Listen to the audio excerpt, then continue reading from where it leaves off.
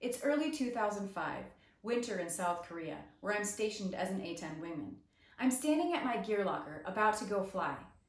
But I hesitate, not quite ready to face the giggles and comments I know I'm about to encounter. Being a wingman in a fighter squadron is almost like being the youngest sibling in a huge family. You know that poking fun is all part of the learning process, but you still do your best not to highlight yourself. I finally get the courage to step out into the hallway, and instantly, the laughter begins.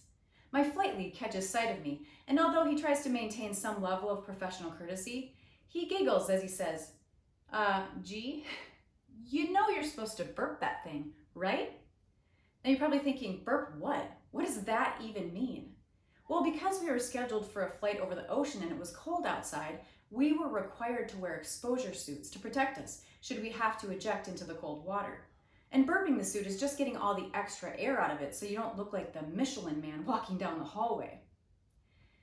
I explained to the growing crowd that I did burp it, but the wrist seals were too big and the air just kept seeping right back in.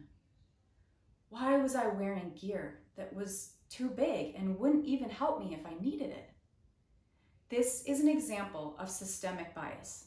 Systemic bias happens when the user that the system was created for changes, but the system isn't updated.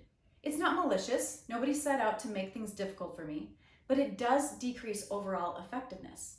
Now, often when I mention to people systemic bias, they say, hey, well, why didn't you say something? People can't fix the problem if they don't know about it. I did say something, multiple times, and I tried on several different exposure suits, and this one fit the best. I simply just wanted to go out and do the job that I was trained to do, so I decided that I would take the risk. Plus, I was a little bit scared.